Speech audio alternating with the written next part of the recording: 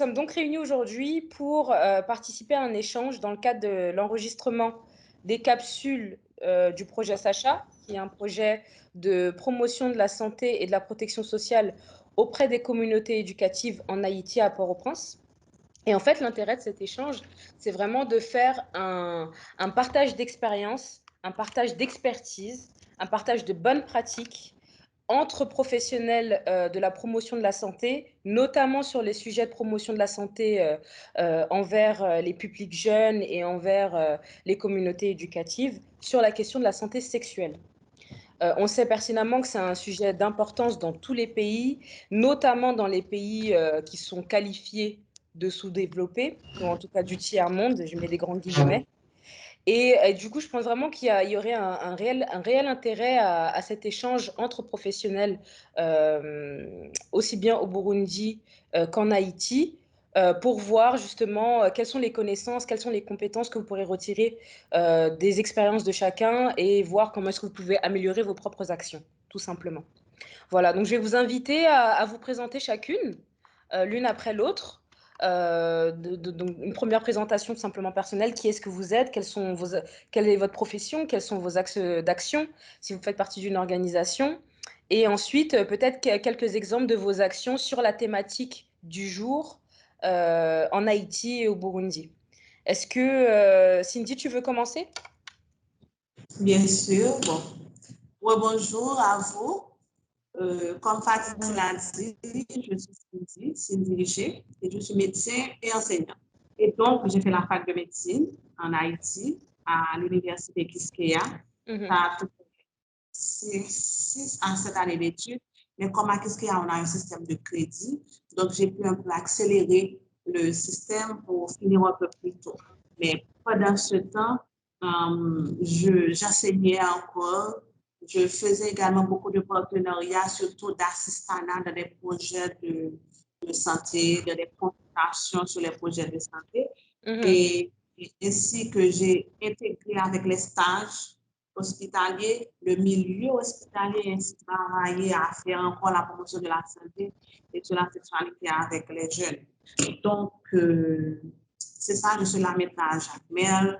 Je travaille dans une organisation internationale, c'est la Coalition for Community Coalition for Haiti, CCH. C'est une organisation chrétienne à but non lucratif international qui s'assoit sur la communauté. Donc, on apporte les soins primaires à la communauté jacmélienne. Et qu'il y en a qui sortent de loin pour venir nous trouver. Et il y a des équipes qui savent venir, des étrangers qui font des interventions chirurgicales périodiquement. Il y a beaucoup de demandes. Et également, pour mon chapeau d'enseignant Jacques Mel, je dispense des cours. Donc, je dispense l'endocrinologie pour l'Université Notre-Dame d'Haïti, l'UNDH. Donc, c'est dans la faculté des sciences infirmières. Donc, c'est ça, voilà. C'est moi, Cindy. Merci beaucoup, Cindy, pour cette présentation. Est-ce que, Suzanne, je te donne la parole? Merci beaucoup pour la parole. Moi, c'est Suzanne Saluma Anna. Je suis coordinatrice nationale de la SOA Burundi. En fait, moi, ma formation, je ne suis pas médecin. Je suis économiste de formation et j'ai fait l'option économie rurale. Dans mon expérience professionnelle, j'ai travaillé dans le développement communautaire. J'ai également travaillé sur la protection. J'ai travaillé dans des organisations internationales, dans des projets de protection ou porter assistance aux réfugiés, aux déplacés, aux rapatriés. Au niveau pour les réfugiés, j'ai travaillé principalement sur un projet violence basée sur le genre dans les cas de réfugiés. Au niveau de la SOA Burundi, j'étais membre bénévole de cette association depuis 2002 et je suis actuellement employée de la SOA Burundi comme coordinatrice nationale depuis 2014. La SOA Burundi, en fait, c'est une organisation, une des associations pionnières qui est fortement engagée dans la lutte contre le sida au Burundi. L'association a pour mission d'œuvrer au renforcement des capacités des femmes pour qu'elles puissent agir sur les causes et les conséquences du VIH-Sida. Les groupes cibles actuels de la SOA Burundi, c'est c'est la femme et les filles vulnérables suite aux situations particulières, y compris les violences basées sur le genre. Notre groupe cible, c'est les travailleurs de sexe, les jeunes scolarisés et non scolarisés, les membres des associations et des groupements, les pêcheurs et les marieuses. Là, ce sont les principaux groupes cibles de la SOA Burundi.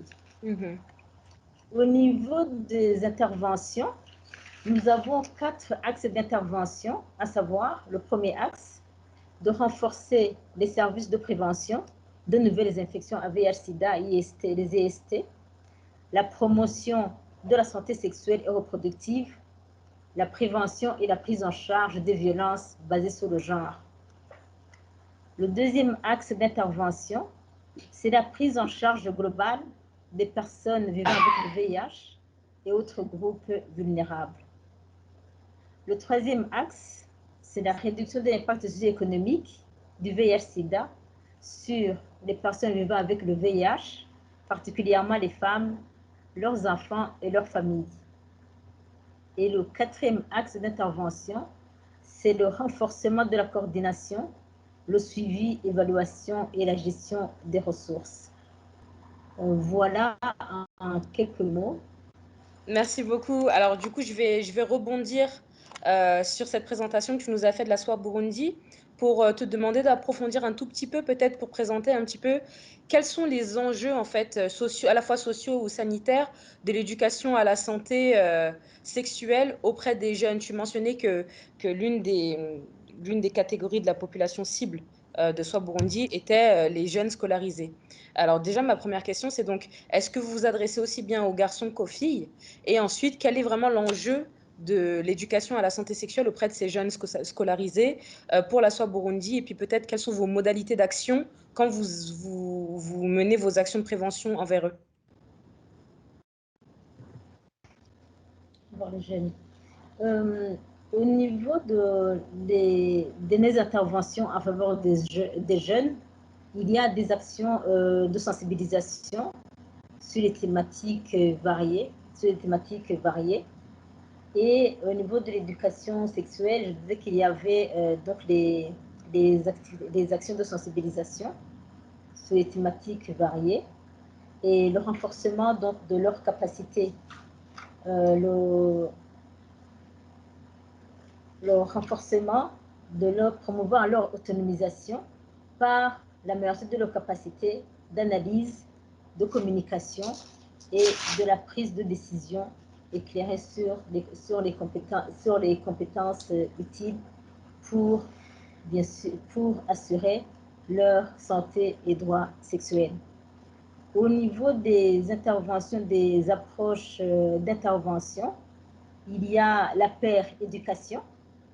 Au niveau de la paire éducation, il y a en fait au niveau des écoles, là je vais me focaliser sur les écoles parce que c'est la thématique qui nous occupe aujourd'hui. Il y a des enseignants qui sont des enseignants encadreurs.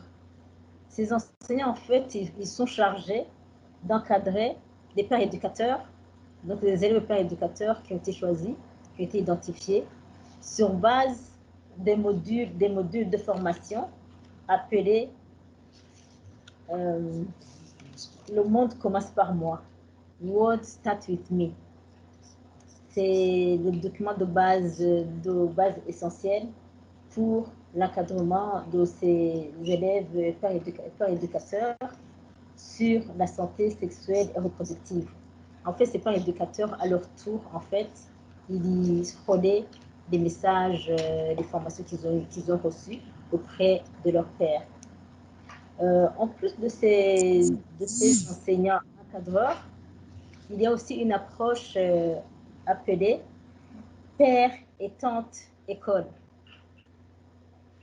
Pour l'approche père et tante école, ce sont en fait des enseignants qui sont choisis par les élèves eux-mêmes pour leur qualité, la facilité de communication avec les jeunes sur leur santé sexuelle et reproductive. Ils jouent en fait un rôle d'accueil, écoute, de conseil et orientation des élèves sur des éventuelles questions liées à la santé sexuelle et reproductive au niveau de leurs écoles. Et là, je dirais que cette approche vraiment pertinente, c'est une approche qui est vraiment en train d'être institutionnalisée au niveau de toutes les écoles. Une autre approche que nous utilisons, c'est en fait le réseautage socio-communautaire. Au niveau de ce réseautage, vous voyez que les enfants, ils sont en fait à l'école et ils sont enfants à l'école. Quand ils ne sont pas à l'école, ils sont chez eux, dans leur communauté. Au niveau de ce travail en fait de réseautage, il s'agit d'un travail en synergie des différentes entités, donc les parents, les leaders administratifs, les leaders communautaires, les leaders religieux. Ce sont ces différentes entités qui travaillent en synergie avec les gestionnaires des écoles dans l'encadrement des jeunes sur la santé sexuelle et reproductive. Une autre approche stratégique qui est utilisée, nous avons une ligne d'écoute verte SOS téléphone qui est en fait une relation d'aide à distance, anonyme, gratuite et gratuite. Et là, il y a des écoutants qui ont été formés sur les différentes thématiques liées à la santé sexuelle et reproductive, les violences sur le genre, donc tout vraiment sur toutes les thématiques qui peuvent en lien avec la SSR et sur lesquelles les élèves, les jeunes peuvent avoir des interrogations. Donc, pour ces écoutants, il y a donc, là je disais que nous travaillons avec les jeunes scolarisés, non scolarisés. Donc les élèves et les jeunes non scolarisés, ils peuvent appeler, poser des questions liées à la santé sexuelle et reproductive. Donc, et ces écoutants, ils essaient de répondre à leurs questions. Et là, nous avons trouvé que c'est vraiment quelque chose qui a apporté une certaine valeur ajoutée. J'ai oublié en fait de le préciser au niveau de l'approche père-tante au niveau des écoles. Ensuite, donc, je disais que je parlais qu'ils font dans leur rôle, ils sont également ils ont en charge aussi de l'orientation de ces élèves. Ils orientent notamment dans les centres de santé, amis des jeunes, pour les services dont ils peuvent avoir besoin. Et là, ce sont des centres qui ont été vraiment identifiés avec des critères bien précis, des centres vraiment, je dirais, conviviales, adaptés pour la santé sexuelle des jeunes. Et là,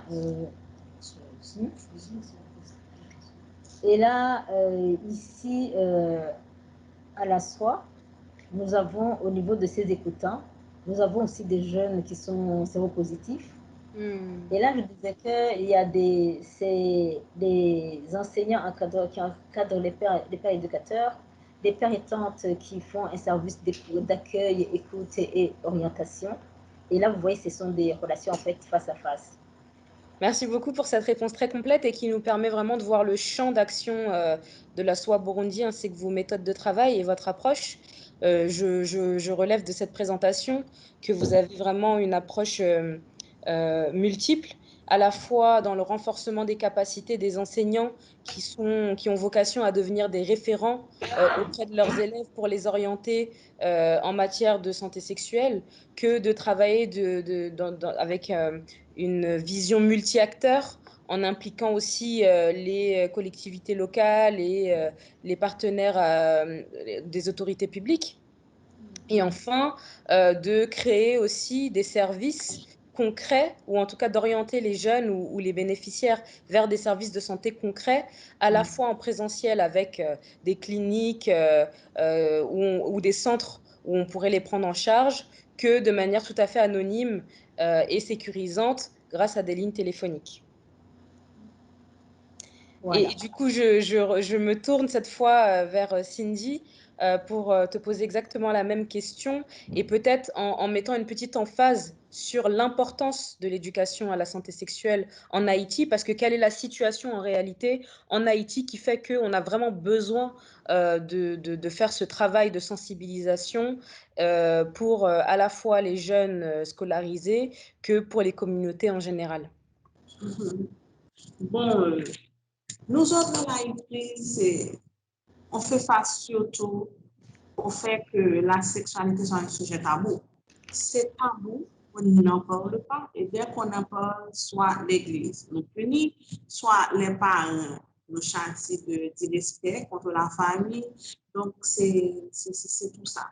Mais sinon, le modèle de Bondy est un modèle à suivre, surtout l'approche assistanat via la ligne SOS et l'approche pertante que Suzanne a dit, ouais. Yeah, je pense que c'est super. Mais sinon, on a... Comment? Père et tante école. Oh, ok, je vois. Donc, comme j'ai dit tantôt, on a le fait que ça soit tabou. Il y en a qui ne savent pas l'utilité vraiment de la verge, comment l'utiliser, comment se protéger contre certaines IST. Donc, s'ils n'ont pas la connaissance de la chose, ils ne vont pas pouvoir se défendre contre les violences de genre et vont se protéger pour éviter les grossesses trop précoces. Sinon, on a la psychose de peur et la stigmatisation également qui nous lie. J'aime présenter mes exemples. Je choisis comme nom d'abord Caroline. C'est parce qu'elle est venue me voir pour une question de douleur abdominale. Mais au fond, elle ne voulait qu'avoir un test de VIH parce qu'elle avait un partenaire pour lequel on dit qu'il vit avec le sida. On n'a pas de test, mais on fait courir le bruit comme ça que c'est quelqu'un d'infecté. Là, elle vient, elle ne veut pas parler de sa sexualité, elle ne veut pas parler de pourquoi elle est venue vraiment. Elle dit seulement qu'elle est venue pour une question de douleur abdominale. Si ce n'était pas genre culturel de savoir que quand une jeune femme se présente comme ça avec un problème de douleur abdominale, il faut que la sphère gastro-entérite et également la sphère génito-urinaire. Donc, c'est ainsi que j'ai fait le dépistage. Et quand je lui ai annoncé que voilà, madame, je vous ai également testé, comme c'était volontaire pour le VIH et pour syphilis, les deux étaient négatifs. Elle a fait un cri de joie dans le box de consultation et j'ai pu comprendre que c'est pour ça qu'elle était venue par avant. Alors que ce serait plus facile de dire que là, je me présente pour un test de VIH parce que j'ai été probablement exposée à quelqu'un qui est infecté, donc je vais avoir la conscience claire. Donc, cette psychose de peur, cette peur d'être stigmatisée, de comment on va voir, comment on va comprendre, donc c'est ça. Et sinon, il y a un problème de communication et c'est avec cet enjeu que je vais plus répondre à la question que tu m'as posée, Fatih. La communication est inexistante entre les parents et les enfants. Et la maison devrait être la première institution qui fournit l'information, et sinon l'église et l'école. Et à l'école, c'est la seule opportunité que pourrait rencontrer l'enfant, de rencontrer, d'avoir, je peux dire, un expert ou quelqu'un qui connaît vraiment la sexualité, qui puisse en parler. Donc, c'est comme crucial d'introduire ce genre de sujet dans les écoles en Haïti, parce que souvent, le professeur joue le rôle de parent, il joue le rôle de médecin, il joue le rôle de conseiller. Donc, il a toute la charge de l'écolier. Donc, on a la chance donc, de saisir cette opportunité pour les inciter à mieux connaître la sexualité, à comprendre, à savoir quoi faire, quand le faire et comment éviter de s'exposer. Pas dans le sens que la victime peut être responsable de son acte, mais dans le sens de comment on peut planifier mieux sa vie et donc assurer un meilleur avenir. Et sinon, c'est l'aspect malsain. On dit que c'est malsain, on limite l'âge de commencer un rapport sexuel alors que quand c'est l'adolescence et la jeune adulte, c'est l'âge où les hormones sont sécrétées en plus grande quantité et que l'enfant là qui a déjà cette interdiction de ne pas commencer à tel âge, de commencer trop tard, cet enfant-là, il va faire tout ce qui a rapport avec la sexualité dans un secret total. Et c'est comme ça que l'enfant s'expose encore plus à des agresseurs ou des autres gens qui sont souvent mal intentionnés, qui utilisent leur innocence et qui les menacent. Donc, c'est tout ça que je pense qui doit être pêché dans les écoles et c'est crucial qu'on introduit ces matières dans toutes les écoles. Et donc, l'approche de Burundi avec la Ligue SOS, ce serait parfait pour nous. Et sinon, j'ai parlé de la limite d'âge à l'église. On t'interdit carrément à l'église parce que si tu couches avant le mariage, tu seras puni, tu vas en faire droit. Et ces jeunes-là viennent constamment. L'avortement est interdit en Haïti. Ils viennent, ils s'exposent, ils pratiquent des interventions pour avorter. Et ce sont des interventions qui les mettent en danger, qui vont causer des dommages à la vie. Quand peut-être que ce jeune-là sera préparé pour donner naissance à un enfant, il ne pourra pas le faire. Donc, c'est un sujet complexe. Donc, je vois l'importance vraiment d'introduire l'éducation qui pourra les aider à connaître leur sexualité, mieux planifier leur vie et se protéger contre certaines agressions et certaines pathologies à la vie. Je te remercie énormément pour cette explication qui, pour le coup, a permis de faire le pont avec l'une des autres questions qui était que pourquoi est-ce que l'éducation à la santé sexuelle doit faire partie intégrante de l'apprentissage des jeunes à l'école? Et ta réponse était simplement qu'il est important justement de démocratiser le sujet, de le rendre plus accessible, de retirer ce caractère tabou qui est à la fois religieux et sociétal pour non seulement permettre aux jeunes de s'approprier leur propre sexualité, de se connaître d'un point de vue physique et sexuel, mais surtout pour les protéger des violences basées sur le genre, des violences sexuelles, de l'abus de pouvoir, de la manipulation et des IST ou des grossesses non volontaires. Qu'il y a un réel enjeu à la fois sanitaire, sécuritaire, que simplement de respect de soi et d'appropriation de sa propre personne et de son propre corps. Et du coup, je vais me tourner cette fois du coup vers Suzanne et tes collègues, Ariette et Eric, peut-être pour que vous nous expliquiez un peu plus pourquoi est-ce que vous avez choisi dans votre axe de travail de travailler sur l'éducation à l'école? Parce que tu le mentionnais brièvement dans le gros de vos actions de la SOA Burundi, mais peut-être que tu peux mettre l'accent sur la méthodologie que vous adoptez dans la formation que vous faites des enseignants et le pourquoi est-ce que vous avez choisi ce vecteur-là pour justement la transmission des connaissances sur la question. Merci beaucoup pour la question.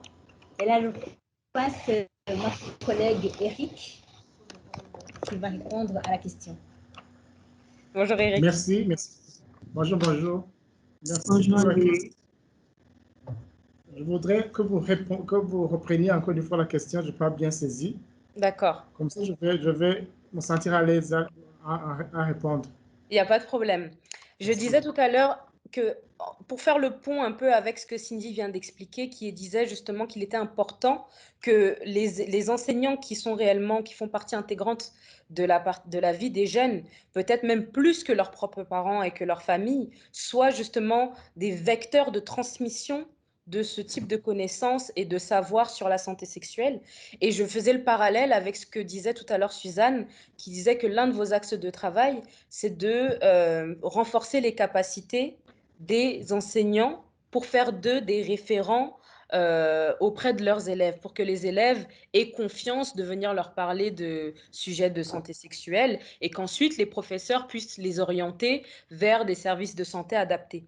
Et donc ma question c'était, comment est-ce que vous êtes arrivé à la réalisation que c'était par les professeurs que vous pourriez justement toucher les élèves et leur apporter ce type de connaissances? Et en gros, techniquement, pragmatiquement, comment est-ce que vous organisez ce type de formation-là? Qu'est-ce que ça implique d'un point de vue logistique? Et est-ce que vous rencontrez également les jeunes ou vous travaillez simplement avec les enseignants? Merci beaucoup pour l'éclaircissement de la question. En fait, au niveau de l'école, on collabore avec les autorités scolaires. On procède d'abord à l'identification des enseignants qui, par rapport aux autres, ont des capacités de pouvoir communiquer facilement en matière de la santé sexuelle et reproductive vers les jeunes. On identifie donc ces enseignants. Ces enseignants identifiés vont collaborer avec leur directeur pour identifier les élèves pères éducateurs. Et puis, on procède à leur formation, à leur renforcement de capacités de la santé sexuelle et reproductive. Après leur formation, ces enseignants encadreurs vont encadrer ces élèves et pères éducateurs dans la transmission des messages à travers les clubs santé qui sont créés à ces écoles. D'accord. Voilà, donc ils sont formés sur un module qu'on appelle Le Monde commence par moi. Ce module Le Monde commence par moi, il y a un manuel qui est prévu pour les enseignants. Il y a aussi un manuel qui est prévu pour les élèves, pères éducateurs. C'est ces outils en fait qui sont utilisés au niveau de l'école pour la transmission de ces messages de sensibilisation sur la santé sexuelle et reproductive. Ces enseignants qui sont formés, à côté de l'encadrement de ces jeunes qui sont dans les clubs, un message envers leurs collègues, emboîter le pas dans la sensibilisation et l'encadrement des jeunes sur la santé sexuelle. Leur mission principale, en fait, au niveau de l'école, ces enseignants encadreurs, c'est pour encadrer les pères éducateurs. Ces pères éducateurs ont comme mission de sensibiliser régulièrement leurs pères.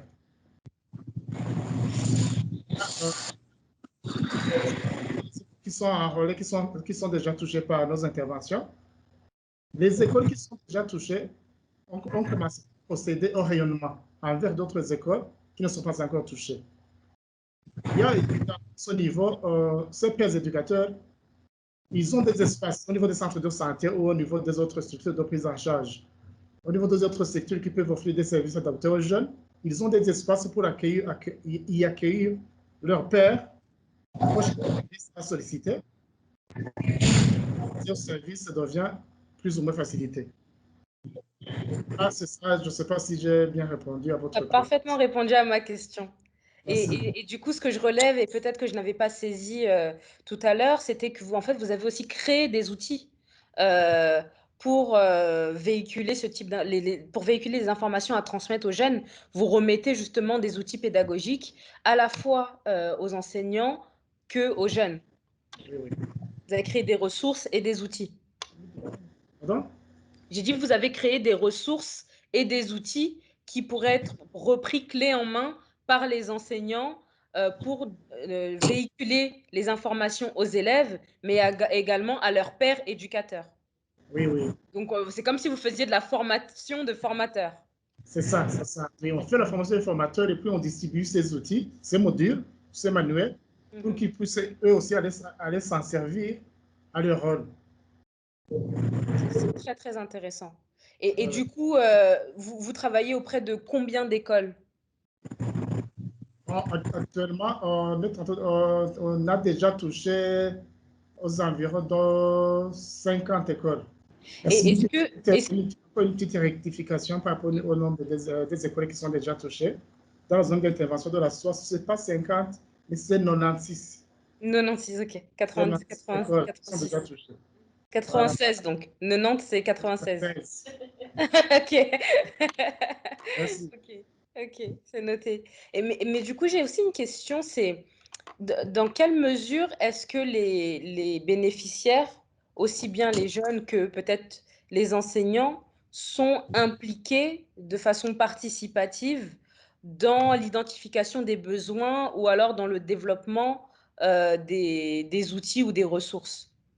Parce que tu disais tout à l'heure que vous travaillez du coup avec la direction de l'éducation nationale ou de la santé publique pour pouvoir identifier quels sont les enseignants qui seraient les plus proches, naturellement proches des élèves et qui seraient plus à même justement à créer ce climat de confiance avec leurs élèves pour communiquer les informations.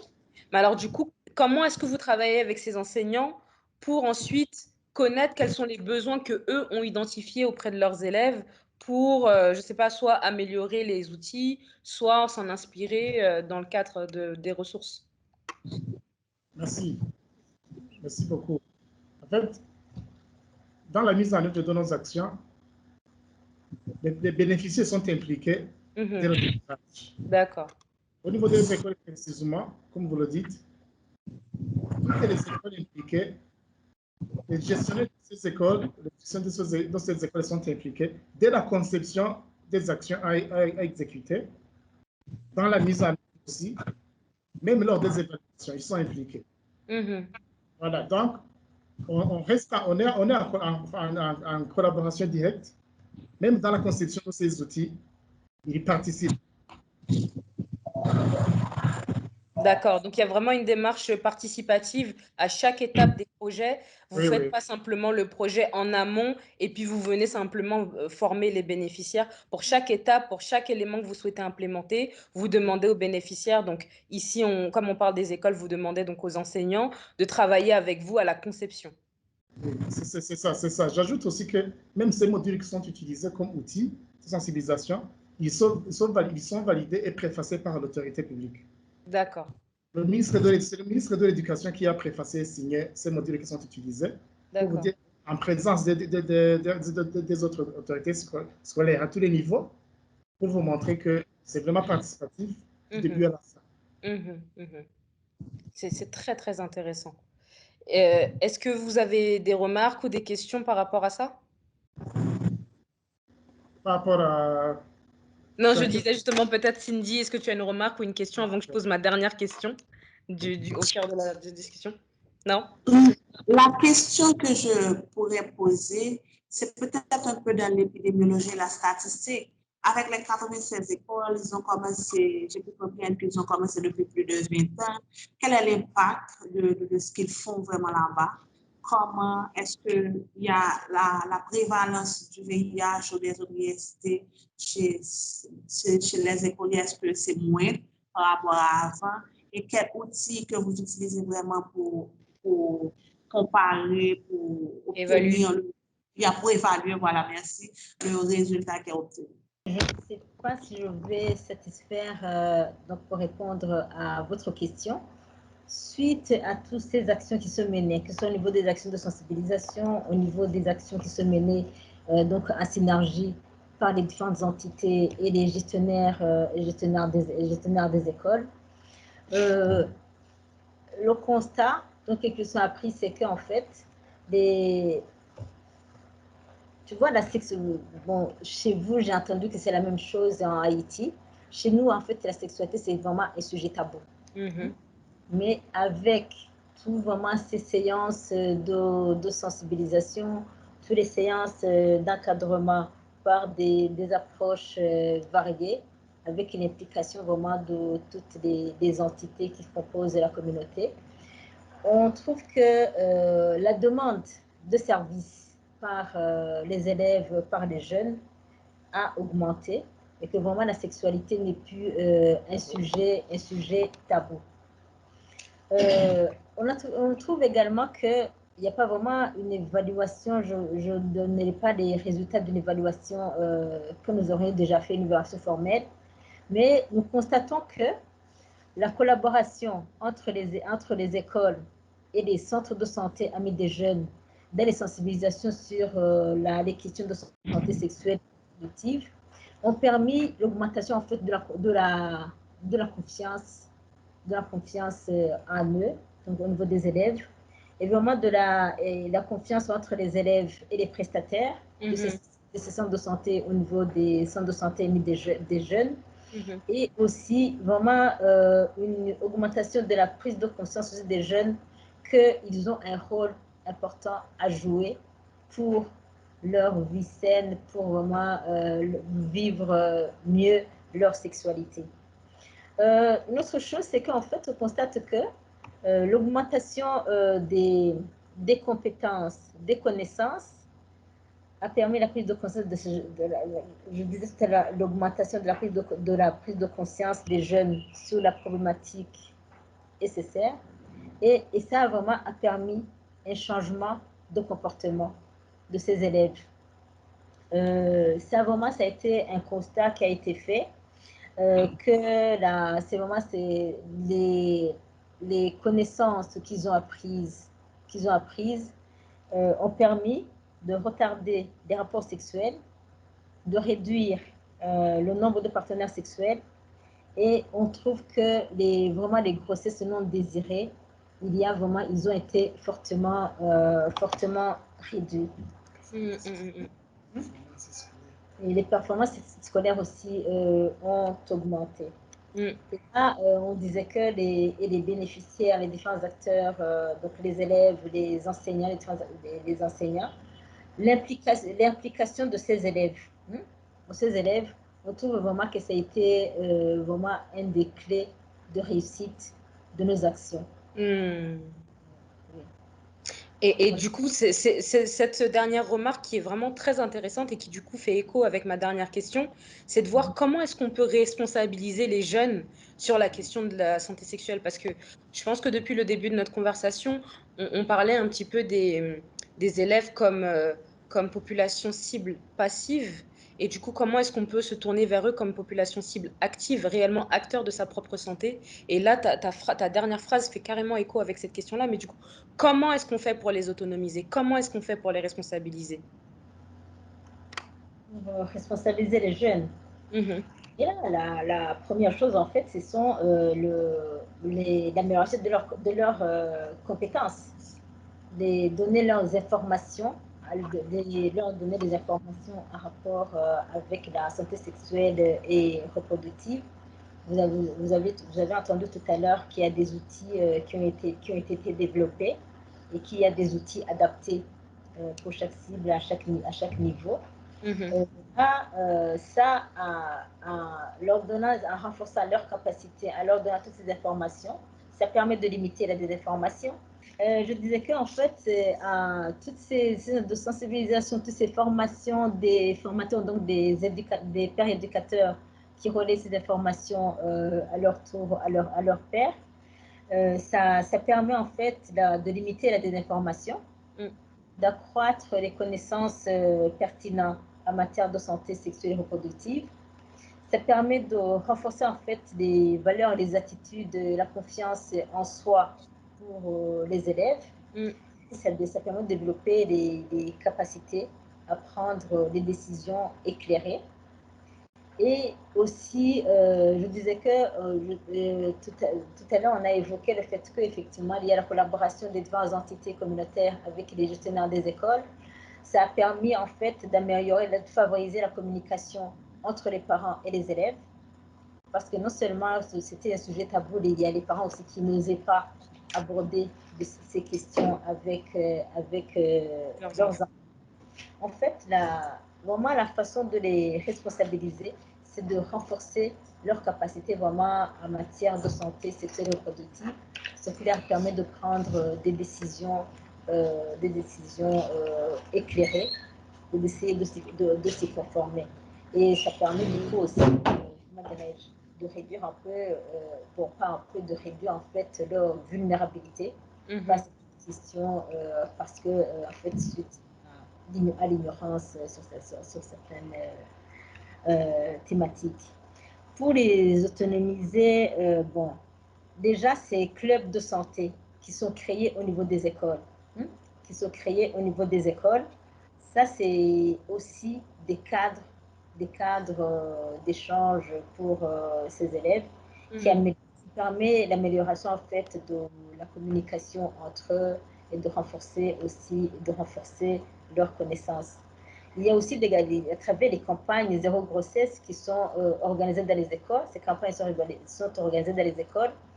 On trouve qu'à travers ces campagnes, ça renforce aussi l'autonomisation sur les questions de la santé sexuelle et reproductive. Et là, je m'étais focalisée sur la péréducation, le réseautage socio-communautaire à travers la ligne SOS. Ce que nous avons essayé, mais ce n'est pas vraiment là, un milieu scolaire. Je disais que les interventions que nous faisons, c'était en faveur des élèves, des jeunes scolarisés et non scolarisés. Au niveau des approches d'intervention, il y a aussi ce qui a été fait, aussi une des approches, c'était la création des groupes WhatsApp. Des groupes WhatsApp. Et là, c'est parce qu'au niveau de nos interventions, je disais que pour les interventions qui n'étaient pas vraiment dans les écoles, mais en faveur des jeunes scolarisés, il y avait des groupes, au niveau de nos approches, il y avait des groupes de parole, il y avait également des week-ends thérapeutiques, il y a également, parmi nos approches, des colonies de vacances. Et là, ce sont vraiment des cadres qui permet la communication, d'améliorer la communication entre les jeunes et de renforcer mutuellement leur capacité de s'ouvrir entre pairs et d'aborder certaines thématiques qui sont communes, des problématiques qui sont communes avec eux.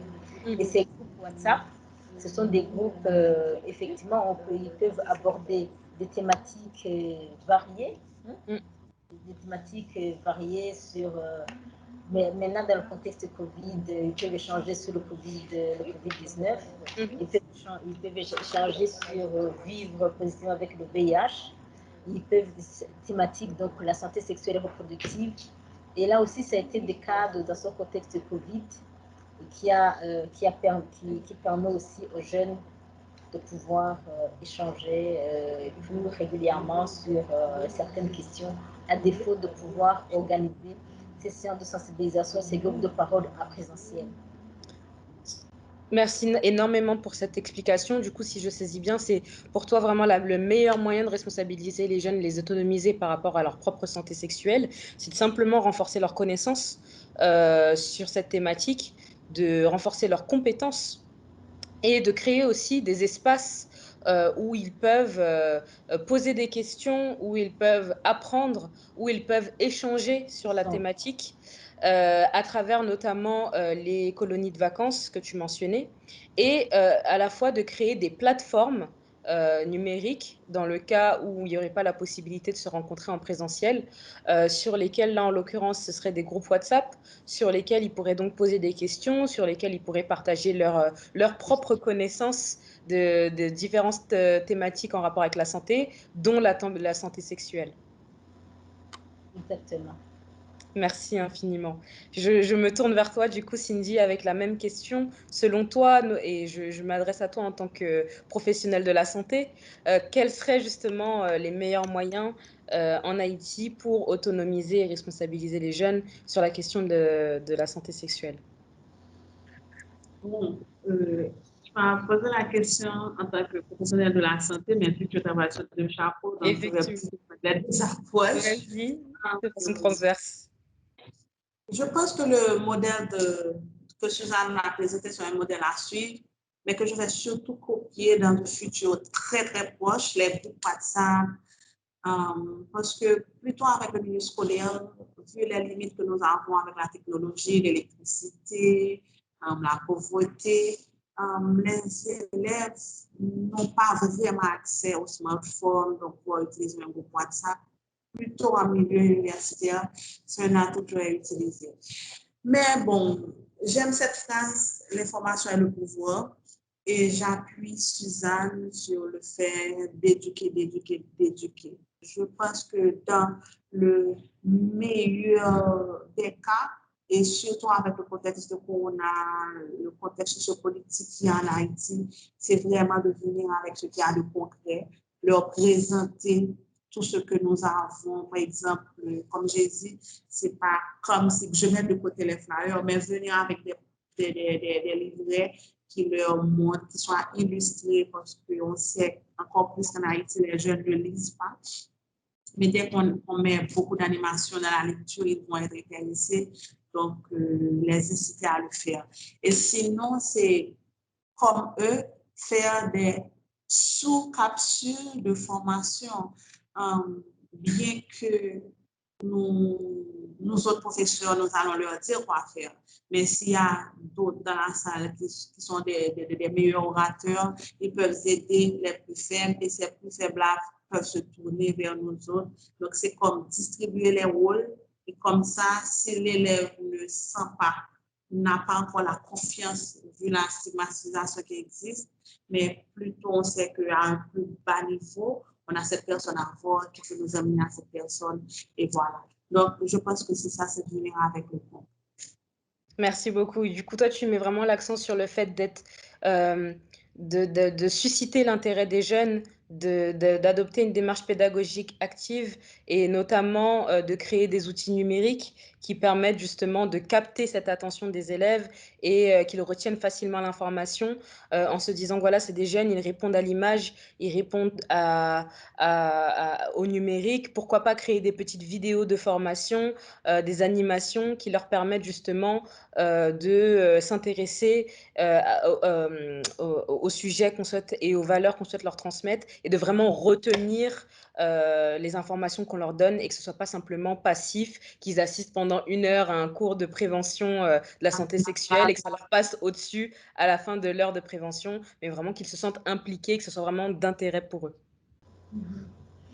En fait, une chose que je voulais ajouter par rapport vraiment à la responsabilisation des jeunes, dans les campagnes zéro grossesse à l'école, là, il y a la compétition en fait des élèves, des meilleurs messages, donc produits par les élèves eux-mêmes, les jeunes eux-mêmes, des messages des jeunes pour les jeunes.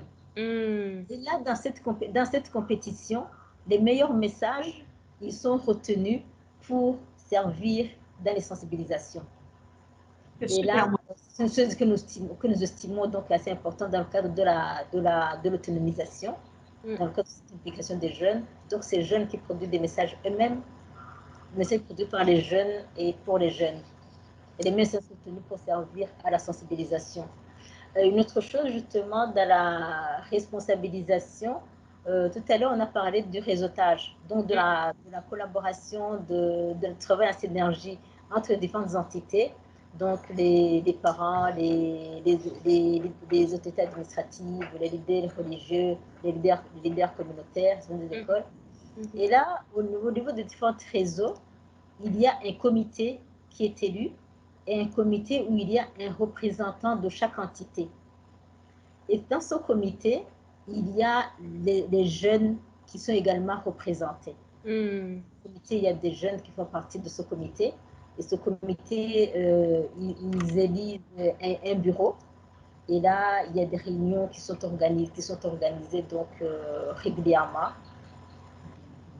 Ils font des planifications des activités et ils font des évaluations. Les jeunes, ils sont vraiment à la moitié parmi ces comités. Merci. C'est aussi quelque chose qui contribue à la responsabilisation des jeunes. Je trouve que c'est très important pour le coup que tu aies rajouté cette précision parce que ça montre à quelle étendue on parle de responsabilisation des jeunes dans le sens où on leur donne vraiment un rôle dans le travail de prévention envers leur pairs. Et donc, du coup, on se rend compte qu'il y a un travail de prévention qui n'est pas vertical, qui n'est pas que vertical, mais aussi horizontal, c'est-à-dire de pair à pair, et de sorte à ce que les jeunes se rendent compte que c'est vraiment un sujet qui doit les intéresser puisqu'ils ont l'exemple d'autres jeunes qui participent et qui se mobilisent et qui s'engagent sur la thématique de la santé sexuelle et reproductive au Burundi.